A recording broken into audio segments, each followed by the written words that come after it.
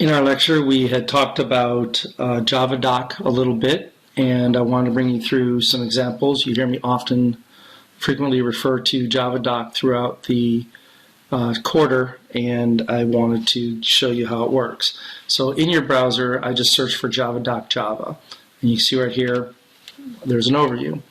This is the amazing and wonderful JavaDoc. It's every single package or class across the entire Java language that they deliver with. As you can see, it's monstrous, and it has massive amounts of information.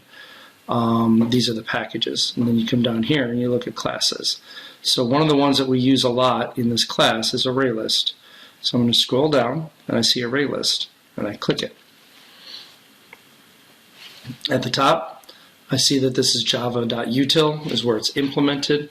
Array list is, or what package it's part of. Array list is what it's called. This is the E that we referred to in our lecture, and you can see the inheritance structure. Okay, so array list is inherited from abstract list, from abstract collection, from object. We've talked about it a little bit, and we'll talk about it again, that everything in Java is inherited from object implicitly. Here's a description. Somebody actually keyed this into their code so that this all gets populated. Tells you it's a public class, extends, what it extends, what it implements. That's something that's beyond the scope of this class at this time. A lot of really good information. Synchronize, this is when I talked to you about println screwing things up because of that. Field summary. Here are your constructors of array list. There's 3 different kinds of constructors. Again, this is nothing new. We've talked about at least the first 2. Initial capacity is interesting because it creates an empty list with a specified initial capacity, which is rather interesting. And then it starts talking about the various methods that exist. So we've only used a handful of the methods, but as you see, there's a substantial number of methods in array list. It's to an array, trim to size, set, there's all kinds of things, removing an element from here by a specific index number, and so forth. A lot of really good information in here.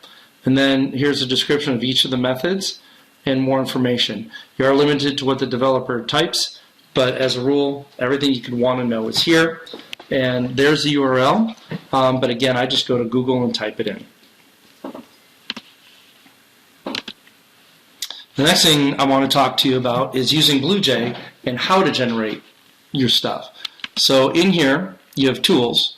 In tools, you see where it says rebuild package, project documentation. If you've been following the JavaDoc nomenclature, you can look up how to use JavaDoc. You'd go from there. In this case, I already had some generated, but I'm going to go ahead and do a regenerate. Down at the bottom, you see generating documentation, done. Up comes my browser. Now, this particular thing, right, is for this project, support, responder, and input reader. Support system, responder, input reader, they're all here.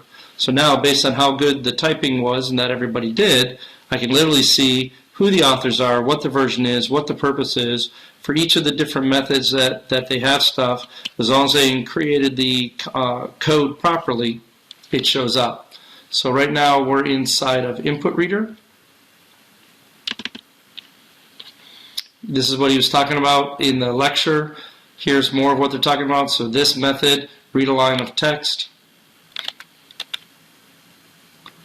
And you should see that in here.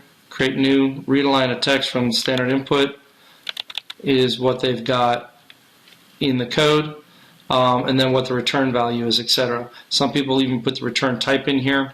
It's all based on how you do it. This is really, really helpful. And as you can see, even a system like this was able to produce a decent amount of documentation that was usable. There's all kinds of different views that you can look at. We're at the class view right now. There's package, tree, index, and so forth. This is, again, a very brief demo on JavaDoc, but if you use it to your fullest, you produce this type of documentation right out of the gates. The minute your code complete, you have doc that's ready. If you're a consultant, this is fantastic because as a consultant, you're not spending months trying to write up documentation after the fact. If you're an employee, especially a new employee, you can demonstrate your knowledge and respect for Java to your leadership and have them understand what you're trying to do. Many shops don't implement this, which means that they have a long process in getting it done, but it doesn't mean that you can't be the first to get it done and demonstrate its value. So with that, it's a brief demo on JavaDoc. Hopefully you have a better appreciation for it. Enjoy your time.